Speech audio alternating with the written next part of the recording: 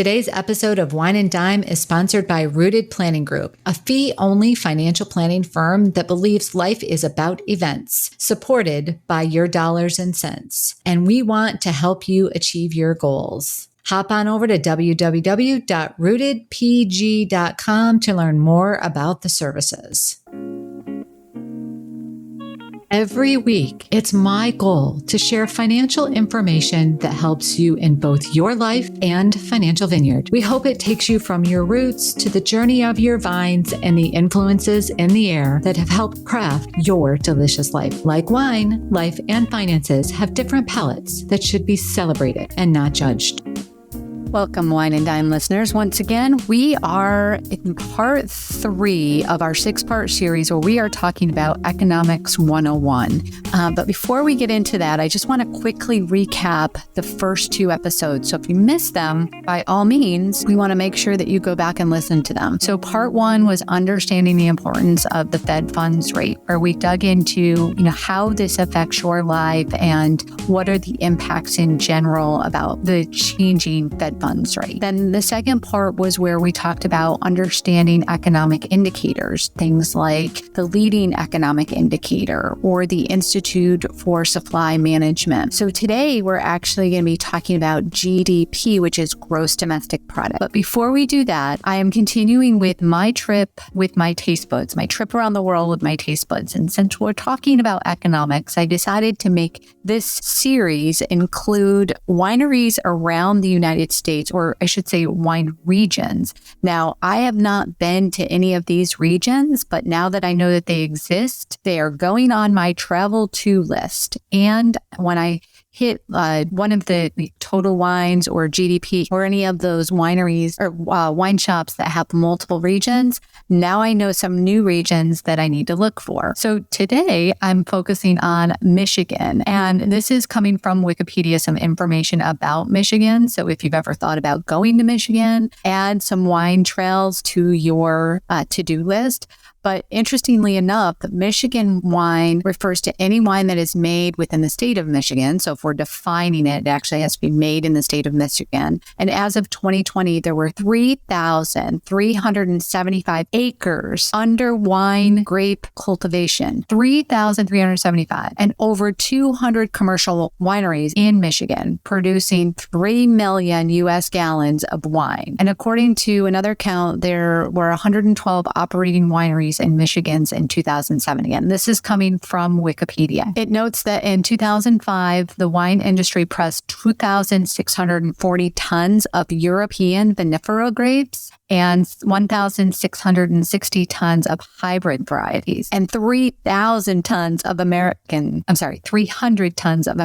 varieties. European grapes grown include Cab Franc, Chardonnay, Gewürztraminer, Pinot Noir, Merlot, Syrah, Pinot Gris, and Riesling. So you can be sure that in my next trip, I am definitely going to be searching for some of these wines, and I definitely want to compare them to some of the wines that I've had in other regions, especially Cab Francs. I'm just so drawn to them, and Syrah, actually, to compare the different flavor between, regions. So that is my pick for this particular winecast.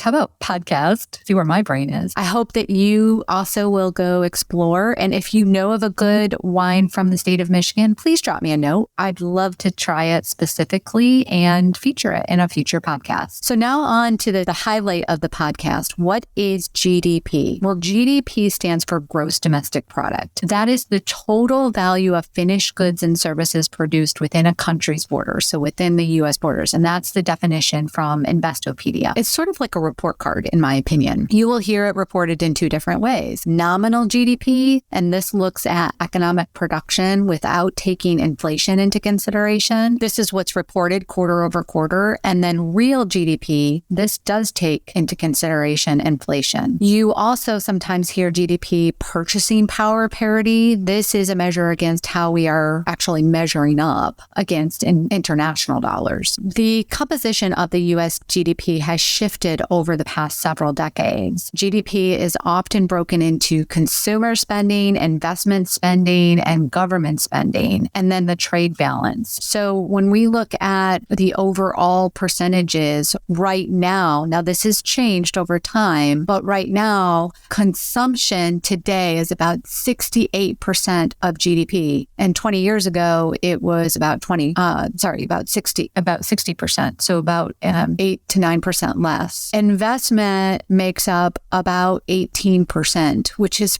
pretty much stayed flat, although 20 years ago was about 16%. Government is about 18% right now, used to be about 23%. And then net exports has actually declined, and today it's about negative 3% versus 1% 20 years ago. Now, let me explain those different areas a little bit further, because I think that's important. Consumer spending, as I mentioned, has increased its share of GDP over the past 20 years, and government spending has declined. Consumption or consumer spending are we, the consumer, buying goods and services. So you and I going out and going on vacation or buying things, going out to lunch, those sort of things. That's consumption or consumer spending. Investment is private domestic investment, known as capital expenditures, like equipment. So a company going out and buying something is considered investment. Government, as it mentioned, is the government buying goods and services. So this is big ticket items usually. I mean, think of their payroll in and of itself, but it could be things like infrastructure or investing in our country. It could be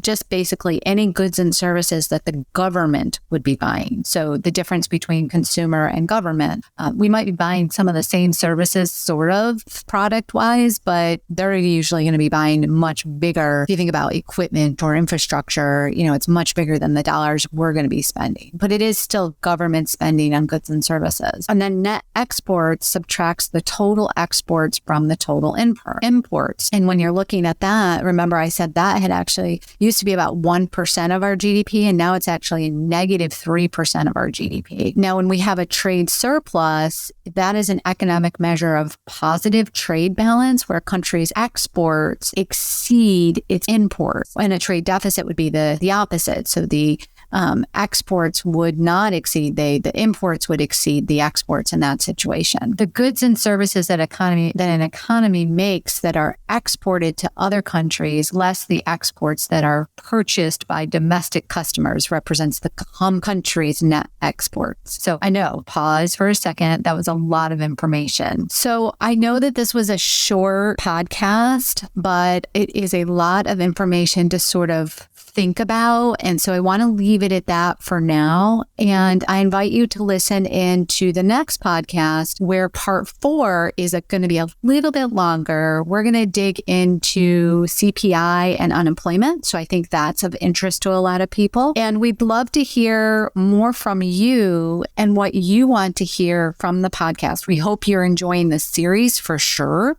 We put a lot of effort into kind of trying to put together and piece it apart. So if there's something that you feel is missing or that you'd like included, we'd love to hear that from you, and certainly would love to be able to, include it for future episodes for other people to learn from it. So again, thank you for listening to today's show. We hope you enjoyed this episode. We'd love it if you would share it with your friends and rate us on iTunes so that more people like you can find us. Thank you, everyone.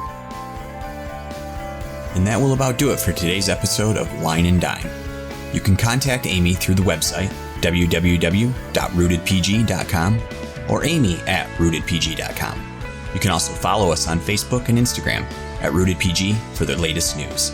And if you have any questions, comments, or topics you would like to hear about, feel free to let us know. And don't forget to rate and subscribe the show wherever you get your podcasts. And again, thank you for listening, and be sure to tune in next time.